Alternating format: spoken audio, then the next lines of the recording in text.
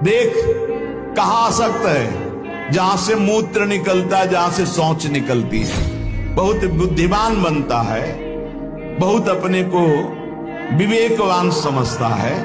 आखिरी सुख क्या है? जहां तू आसक्त है, जहां से मल निकलता है और पेशाब निकलती है। शास्त्र है, इसको समझ लो। बहरे हो रहे हो, गुरु की बात नहीं सुनते, न वेद की बात सुनते हो, न गुरु की बात सुनते हो, न शास्त्र की, न परम हितैषी मित्र की। क्या तुम्हारी दुर्दशा है जो तुम मनमानी चल रहे हो? मनुष्य शरीर को तुमने प्राप्त करके नाश करने की ठान ली है कि हम जो मन आएगा सो करेंगे, कि तुम समझ नहीं पा रहे हो। ये आज का अभ्यास तुम्हारे लिए कल काल बन जाएगा। कोई समझाने वाला तुम्हें नहीं है। तुमसे मित्रता करके तुम्हारी वासनाओं को बढ़ाकर तुम्हारे चित्त को विक्षेप में भर देना, ये संसार के हर व्यक्ति वस्तु इस आग का प्रभाव है। इसीलिए विचलित होते हैं कि आप लोग इतने बलवान बने कि आक्रमण कब हो जाए, कहाँ किस वासना का, आप उससे लड़ना जानते। क्या उपाय है इस चंचल मन को वश में करने का? तो वही बात भगवान ने कही, जहाँ जहाँ तुम्हारा मन जाए वहाँ वहाँ से उसको लौटाकर प्रेम से समझाकर कि देख अब तक तेरे कहे अनुसार चले तो देख कितना कष्ट हमें उठाना पड़ा, उठा रहे हैं, अब कृपा करके सौभाग्य मिला है, सौभाग्य को छोड़ मत। इस प्रकार उसे प्रेम से समझाकर और जहाँ जहाँ मन जा रहा हो वहाँ वहाँ से लौटाकर मुझ में पुनः पुनः लगाना चाहिए, अथवा मुझको सब जगह समझकर जहाँ जहाँ मन जाए वहाँ ही मेरा चिंतन करना चाहिए। यही साधन है।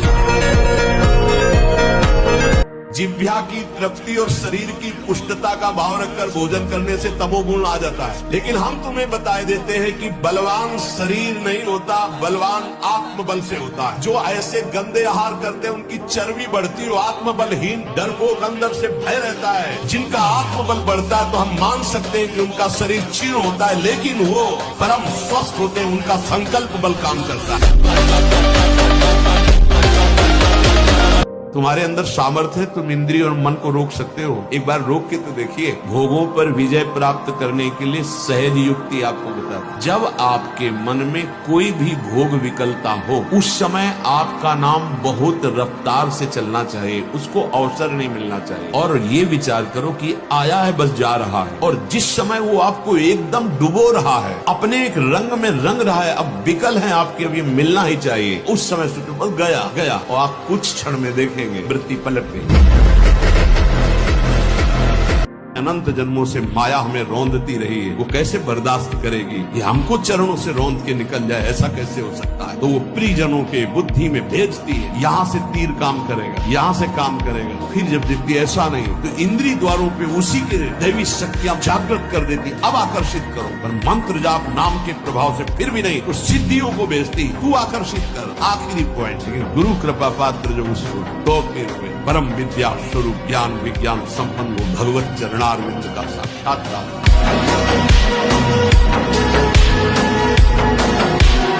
मान लो इन महापुरुषों की बात, नहीं पछताओगे।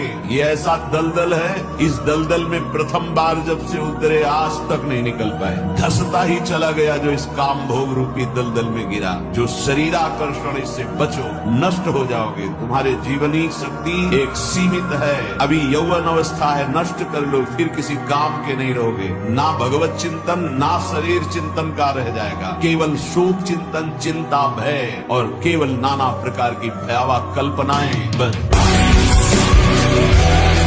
पहली बात, स्वादहीन भोजन आपको महापुरुषों के मार्ग में आगे बढ़ा देगा।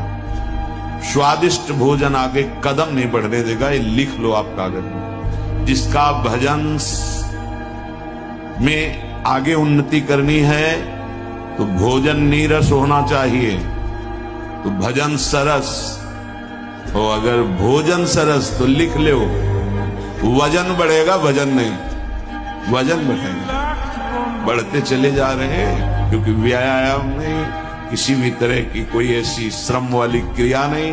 पड़े रहना है तो बस सोने का मन करेगा, पड़े रहो। खास जब आप सैया पे शयन करते उस समय असावधानी हुई तो विकार छा जाएगा, ध्यान रखना।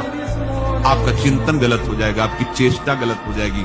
जागृत में न सही तो स्वप्न में। आप सावधान उस समय जरूर रहिए और उतना ही विश्राम कीजिए जितना आवश्यक हो।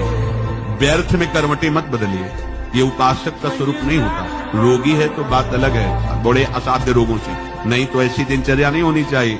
3:30 अभी आधा घंटा तो है, ठीक है हम मरोड़ेंगे, ये साधक का नहीं होता। उचित समय जो मान लो 4 घंटा विश्राम का, तो अब ये नींद का विषय आओ या ना हो, हम तुम्हारे लिए उस पर बिछा के नहीं बैठेंगे कि आ जाओ आ जाओ, आए नहीं आई तो अब ये नहीं आप इतने समय नहीं आई, जब 4 बजे उठने समय कैसे नहीं, उसमें विचार नहीं किया, पहले फेंको और सैया से नीचे उतरो, भूमि को प्रणाम करो, आगे बात नहीं, वो फिर आपको ऐसा होता है 10 मिनट में तो वो पार कर देगा। अब भागो, सूखे में आ गए हो, पीछे कदम मत बढ़ाना, जिस दलदल से आए हो अगर उधर गए तो फिर अब नहीं निकल पाओगे, पता नहीं कितने युग व्यतीत हो जाएंगे। सावधान, कोई ऐसा आचरण बने नहीं कि हमारा ये मार्ग कोई और नहीं छुड़ाता, आप ही छोड़ दोगे। जहां आपका मन आज्ञा उल्लंघन किया तो इतना वो दोषी हो जाता है कि वो सामने आने में डरता है और उसको सब बुरा नजर आने लगता है। ये माया है, सब नौटंकी है, सब नाटक है, और वही भोगों में वही माता पिता परिवार दुल्हन लड़का बच्चा यही सब सत्य लगने लगता है। थोड़ी थोड़ी आंख खुलने लगी आप, अब ऐसा प्रमाद मत करना कि फिर सो जाओ, नहीं अभी पूरा जगो, और जाग गए तब सोना क्या, समझ गए तो रोना क्या। अब आप लोग इस लाइन पे आ रहे हैं। से कुत्ते ने सूखी हड्डी किसी जानवर की देखी, वो उठा के एकांत की तरफ भागा कि कहीं दूसरा कोई श्वान कुत्ता इसे छीन न ले, और जब वो खाने लगा तो उसमें कुछ था नहीं, उसी के गलफरों से खून निकला और उस हड्डी में दिखाई दिया। अब वो और आवेश में खा रहा है तो वो खून और दिखाए, उसको अपने ही खून से ऐसा उसको लग रहा है कि इसमें रक्त है, मतलब मुझे पावर मिल रहा है, मुझे सुख मिल रहा है उस सूखी हड्डी में। ठीक ऐसे ही आपके भ्रम से, आपकी जीवनी शक्ति के क्षीण होने से आपको भ्रम हो गया कि आपको सुख होगा। बिल्कुल अब समझ आ जाए तो अब इतनी मलिन बुद्धि है कि ये सब सुनने के बाद भी वो राजी वहीं रहेगी। और जिसके अंदर सहनशीलता नहीं है तो वो केवल परमार्थ का आडंबर करेगा, स्वप्न में भी आध्यात्मिक उन्नति नहीं हो सकती। जागृत की तो बात जाने दो, पकड़ लीजिए। सबसे पहला लक्षण सहन करना। ये आप संकल्प कर ले कि जीवन में सब कुछ सहन करना है मुझे। जो सह गया सो साधु, जो टूट गया वो विषयी। यही बात हमको एक शराबी ने समझाई थी ब्रह्मावर्त बिठोर में। ए देखो तिल तिल ये छवि खाते तो आज भगवान बन के पूज रहे। ए बच्चा टूटना नहीं। क्या भगवान का बाहरी स्वरूप था? वो बाहरी तो ऐसे बदिरापान की एक लीला करते ही दिखाए, लेकिन जब उपदेश मिला तो प्रणाम करके अंदर सोचा भगवान न जाने किस रूप में, और वो शब्द जीवन में नहीं भूला। कुछ भी वो कदम वापस नहीं जाएंगे। अब तो हरि की प्राप्ति। तो सेनपुर में देखा आसन लगा बैठे, काला नाग सांप ऐसे पुचकार रहा है। पूरा दृढ़ निश्चय है कि अगर ये काटने का समय है तो काट लेगा, नहीं काटना तो बिल्कुल नहीं काटेगा। बैठे रहो, निश्चय है कि अगर काटना है काट। सैकड़ों बिच्छू कभी ऐसे डंक नहीं मारा, और अगर काटना हो मारना हो ना तो बढ़िया महल में बैठे हो तो वहां जाके काट लेंगे। अपने प्रभु के प्यार और विधान को समझो। तुम पर बहुत कृपाल हुआ है, तब तुम्हें साधु संग मिला है। साधु संग मिला है तो इसका फल है निश्चित भगवत प्राप्ति। अमोघश्च, बस विश्वास कर ले। हित दूर जो विश्वास है तब ही सुधरे बात, ना तरुमाया पंथ में फिरे जो टक्कर खा। एक बार संत स्पर्श हो गया, एक बार संत संभाषण हो गया, एक बार किसी संत की दृष्टि पड़ गई, जीवन का परिवर्तन अवश्य अवश्य।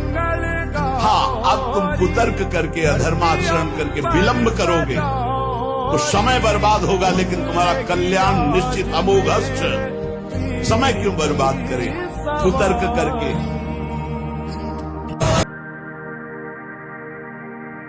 श्री सुखदेव जी से बड़ा कोई ज्ञानी है जिन्होंने बरहा पीडम नटवर बकुह कर्णयो कर्णिकारम बिभ्रदवासा कनक कपिशम वैजयंतीम च मालाम धंधान मेणोरधर सुधया पूरे अनुरूप वृंदे। जो ये शोभा सुन करके 18,000 श्लोक, जो अपने ब्रह्म स्वरूप पिता भगवान व्यासदेव के पुकारने पर पीछे नहीं मुड़े, और श्लोक सुनने पर उन्हीं के चरणों में बैठकर 18,000 श्लोक सुने, वो श्री कृष्ण क्या है? आद्य गुरु भगवान शंकराचार्य जी के ध्यान का विषय गोप मंडली में विराजमान श्री कृष्ण। आप देखो उनके स्तोत्र पढ़कर, अरे वो जब राजा के यहां शरीर में प्रवेश करके और ये अनुभव करना चाहते थे काम सुख का कि कौन श्रेष्ठ है, जब प्रयाग में प्रश्न हुआ था तब मोह मुदगल स्तोत्र की पहले रचना की थी कि ऐसा ना हो कि उस शरीर में जाकर आसक्त हो जाए। इसलिए भज गोविंदम गोविंदम भज मूढ़म। समझ में नहीं आता कौन सा ज्ञान आजकल प्रकट होता है कि भगवान को भगवान मानने में बहुत विचित्र है, बहुत विचित्र। बहुत बच के रहना।